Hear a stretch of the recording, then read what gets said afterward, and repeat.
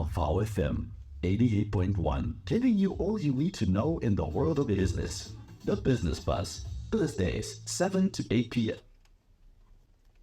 It is indeed the Business Buzz on VowFM, and right now we are talking about e-commerce. And, local retailers have raised their concerns about tax loopholes that are benefiting Chinese e-commerce platforms.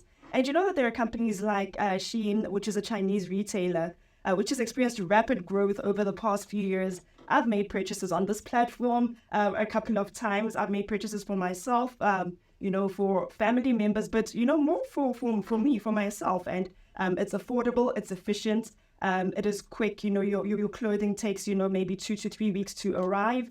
And do you know that it has actually become the most downloaded overall in shopping category on Google Play Store and third overall on the Apple App Store? That is just one Chinese retailer that I am referring to. But last month, while I was on social media, I saw another ad pop up, and this was for a platform which I'd never been exposed to called Temu. Now, Temu is a new player, also an online marketplace that offers, just about any product that you can think of. And I saw the most amazing things on there. I didn't make a purchase because I was skeptical of it. I'd never heard of it before, but I mean, they had clothes, they had bedding, accessories, anything that you can think of, a variety of products at very competitive prices. But, this is, of course, led to the founder of JD Creations, and he has been with us before, sharing his e-commerce knowledge ahead of Black Friday, last year, at the end of last year. Thank you so much for joining us again, Josh. Oh my gosh, it's an absolute pleasure to be back here again. I feel very, very, very privileged to be able to share the knowledge that I've gained over the last few years with people, because I believe that there's someone listening to this that has an idea, and I would love to see that person take that idea and become the next African Shein, whatever the name is called. Whatever it's called. And, you do a lot of things, but we call you an e-commerce expert because, that is what we are speaking about today. But can you just tell us, just briefly what e-commerce is? Yeah, so e-commerce is essentially, if we're going to look at where the root word comes from, it's commerce, right? And that's essentially talking to the act of exchanging money for any monetary valued good or service. So essentially, it's the same concept. The only difference is that instead of it happening in the real life world, it now happens in the online space. And that's why we add the little E in front of it. The E, okay. So it's basically online shopping. Yeah. Online shopping in a way, but let's also just keep in mind that it's not just purchasing of goods. You can also purchase services and even software, for example. Mm. Yeah, so it's not, I wouldn't just limit it to shopping, because when you are looking for an accountant, for example, you wouldn't really say that you're shopping for an accountant. You're more looking for a service. But there are services online that you can purchase from various people, or you could even purchase software as a service. So, we have heard over the past few days that local retailers are concerned about the tax loopholes benefiting Chinese e-commerce companies. And I've mentioned 2 so far, but there are so many which allow them to come in at competitive prices. What exactly are these loopholes and how are they affecting local businesses? Right. So by no means am I a tax specialist. I just want to preface what I'm about to say with that. But I do, as a businessman, I can speak on tax. And if we think about tax, right, if I'm going to go to another country and I'm going to sell my good and service, and that country is going to charge a tax on my good or service, that essentially means that they're going to add on to whatever the price is that I'm selling that service for, right? So if a country is going to tax me, it means that my good or service is going to become more expensive in that country. So now essentially what we're seeing in South Africa is, due to our tax regulations, foreign companies are able to come into our country and they're able to offer goods and services at an extremely low rate, because the tax that is put on those goods and services is a lot less than what we would see in other parts of the world. So that's kind of the implications that we're seeing when it comes to tax. So what does that mean for businesses in South Africa, right? So when we look at South African businesses, we are trying to sell goods and services at a set price. Then we have countries like China who are able to create the same goods and services maybe at a cheaper rate due to various different reasons. Maybe they are, there's some nefarious things that we see where people are exploiting people and maybe paying them under minimum wage. If you're paying people less to create your product, that means that you're able to sell it for a lower price because it costs you less to make. So that's one way. Another way is if you're using technology in the way that you're creating your products, that means that you don't need to hire as many people, which means you can also make the product or service a lot cheaper as well. So what we're seeing now is that these companies are coming into South Africa and they're able to offer these goods and services at a lot cheaper than what South African companies are able to do that. So that makes it very difficult for these South African companies to compete against these international companies because they are able to offer the goods and services at a lower price. When you go to the shop, if you can buy a can of Coke, if one person's selling it for 20 Rand and another person's selling it for 15 Rand, who are you going to buy from? Of course. Exactly. So you're probably going to go with the cheaper option. So, and especially now when you look at our economy, times are tough. We're living in Cyril's economy. We don't have the kind of spend to buy from the South African person who's selling it for 20 Rand rather than the Chinese person who's selling it for 15 Rand. And that's kind of the challenge that we are currently facing. So does that mean that if I am South African and I'm importing goods from, whichever, it could be from China or any other country, I still pay more tax, import tax on that, as opposed to, these loopholes that are being referred to where Chinese, e-commerce platforms don't pay tax? Yeah, so when it comes to import tax, like I said, I'm not a tax professional, but I do know that when you are bringing in products, you do need to pay a certain level of import tax. I do know that when it comes to electronics, especially, electronics in South Africa are some of the most expensive electronics that you can buy in the world. If you go and look at the price of an iPhone, for example, in the States, you're going to pay a lot lower price for an iPhone in the States than you will in South Africa. The reason why is because of those import tax. To my knowledge, there's not as much tax implications when it comes to clothing, but there is a certain level of implication there. What companies overseas have been able to do is they've been able to lower the price of creating those goods to the point where that import tax doesn't actually have an implication of them. They're still able to sell products here at a lower cost, which means, like I said earlier, the environment becomes a lot more competitive for South African businesses to compete against those companies. So apart from competitive pricing, what do you think has contributed to the rapid growth of these platforms, such as the ones that I have mentioned, and just the acceptance in the South African marketplace? Yeah, so I think really what they have done well is they have been able to access the digital space and monopolize that space.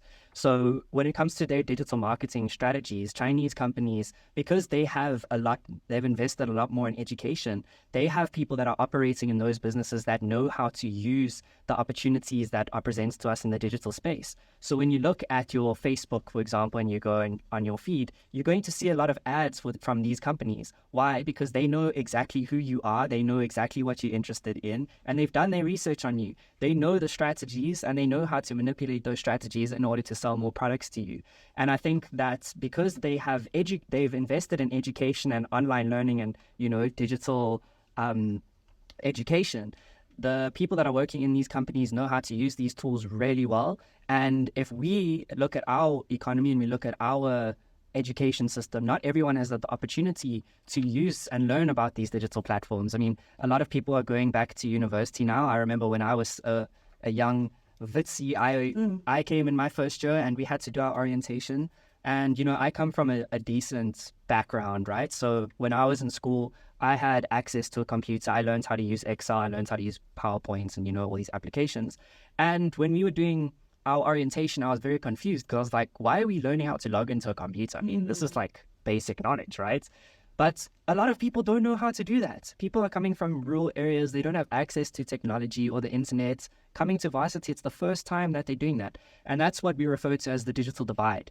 And I think what we experience in South Africa is there's a lot of people that haven't had the opportunity to become digitally literate. And that has meant that we are also less competitive when it comes to using online marketing, SEO, website development. We don't understand as much the value of it here in South Africa because we haven't learned it and we haven't had the opportunity to access this technology. And I think that's kind of what's created this environment for us where we are, as South African businesses, we find it very difficult to compete against these bigger companies. You know, what you said there is a very important point that, you know, the Chinese and other countries all over the world, they emphasize the value of technology from an early age. These are things that are taught in school, you know, from the time you start school. Of course, that in South Africa, that is beginning to happen now. But, you know, there are a lot of people who are left behind already. And that example that you gave, that when you went to tertiary, which is the same with me as well, I already had a basic knowledge of, you know, how to use technology, PowerPoint, Excel, Microsoft Word. But then there are people who get to university or college who have never had that experience, who have never been exposed to a computer or a laptop. So that's a very good point. But in terms of strategy, how do you think, you know, or rather, what do you think South African retailers should do? What strategies should they then adopt? Because at the moment, decreasing their prices does not seem like an option. They can't, you know, they can only do that to a certain level. So what other strategies can they employ? Yeah, so I definitely would not recommend trying to compete on pricing when it comes to these different organizations. And the main reason why is because it's very difficult for us to do that. We don't want to undercut our working force and pay them less in order to compete, right? So how do we compete, right? And I think, you know, technology, it's very interesting because it's actually a double-edged sword. Just as China can come to our market and sell to us, there's nothing stopping us from going to a UK market or a US market and selling to British and American people, right? Because the means that they are doing that with is through the online platforms that they operate on. We have the exact same access to these online platforms, and we are able to use them in the same way that they do to access other markets. So the first strategy that I personally would adopt is I wouldn't try and compete on pricing and try to sell to the South African market, because when we look at our manufacturing, anyone in manufacturing will tell you that the cost of manufacturing in South Africa is a lot higher than the cost of manufacturing in China. So when it comes to lowering the price, it's going to be very difficult to compete in that front. So how do we compete? Well, let's look at other value propositions that we can bring to these international markets. Let's look at the quality of goods that we're making. Maybe we can make higher quality goods. When we're buying stuff from China, I mean, we all know you buy something from China, the common thing that you're going to experience that is most likely going to break because the quality is not there. So let's create products that maybe operate or function in the same domain, but maybe they're a little bit higher quality. So there's a different value proposition there. You're not selling based on price, you're selling based on quality. That's the one option, right? Another option that I think we really have a huge opportunity with is capitalizing on our culture. So when we look abroad, we look at artists like Tyler, we look at our Trevor Noahs, our Charlize Therons, right? These guys are all going abroad and they're representing the South African name. You go to the UK, to the US, and you tell people that you're South African, and they start getting excited because they hear about Trevor Noah. They've seen Tyler's new music video. They hear about how we've been representing, you know, various different countries in the ICJ, and we've been fighting for people's rights around the world. You know, we've got really good street cred when it comes to the international market right now. So I believe that there's a huge opportunity for us to capitalize on that credit that we've been getting from these people that are representing our country. And that's what I mean when I'm talking about the cultural elements, is we want to make sure that South Africa becomes known for something, right? And that's probably something that we need to decide as business people is, you know, what are we known for? But I think when I look at the greater scheme of things, I think our creativity and I don't know how to explain it, like the way we spoke about it last time I was here, South Africans just have that spice. I don't know how else to explain it. We probably need to figure out how we're going to define that. But that's another value proposition that we can bring to our products and services when we sell them abroad. And the other reason why I'm very, very excited at this opportunity that exists in front of us is because when we sell to the UK or to the US or to whatever country, we're selling in foreign currency. So every one pound that you're making 18, 20 rand. 18 to 20 rand, yeah. Exactly. So the exchange rate is in our favor. There's a huge opportunity for us to make a lot more money on these products. And if people see the value in the product and sort of service that you're selling, they're going to pay for that. So that's where I see the opportunity for us as South African businesses. Sure. That's a whole lot, Josh, you know, but I want to know as well, as a young business owner, what platforms do you recommend then I use to get my product out there? Because Obviously, there are no geographical restrictions, as you've just said. What website builders can I use without spending too much money? All right, cool. So that question is sort of like asking how long a piece of string is, because depending on your product or your service, you're going to be reaching a different person. So when you're selling something online, the first thing you want to ask yourself is, who is going to buy this product, right? And once you have a good idea of who's going to buy that product and you've tested it, right, you need to first test it and see that people are actually willing to pay for it. Once you've made that first sale and you can build this persona of person that's your customer, then you can start looking, okay, well, where does this person spend their time online? For us personally, we're selling our services, right? So when it comes to building a website, social media management, content production, the people that we're selling to are business owners and people that are decision makers in businesses. Where do these people spend their time online? Mostly on LinkedIn. So if you go onto LinkedIn, you search JD Creations or you search Josh Dillon, you're going to see a lot of content going out on LinkedIn that talks about what we do. If you are selling, I don't know, maybe you're selling to a younger demographic, maybe you're selling t-shirts, for example. Where does that demographic live? Well, that demographic's most likely going to be on TikTok. If you're going for the millennials, right, you're probably going to be looking at Instagram. So I've given you a few examples that kind of differentiate that market or segments the market based off of age, but there's also different ways to do that as well. You can base it off of age, you can base it off of race, you can base it off of interests, you can base it off of many different things.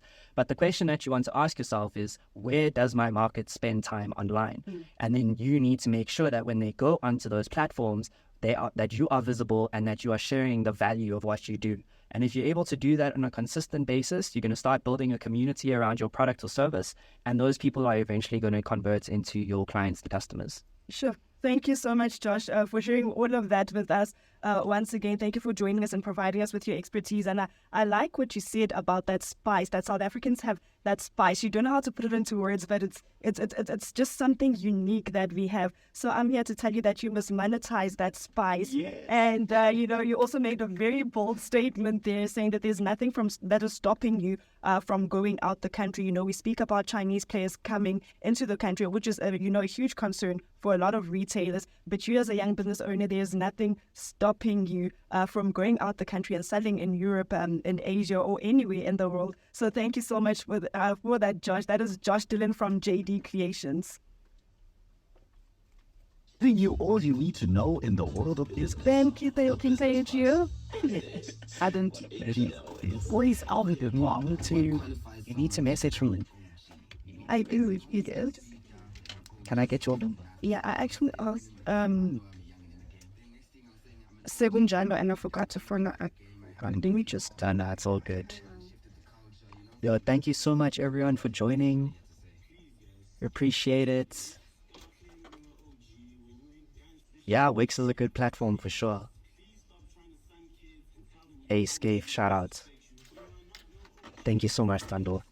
Cool, so we all good, eh? Perfect. Guys, thank you so much for joining.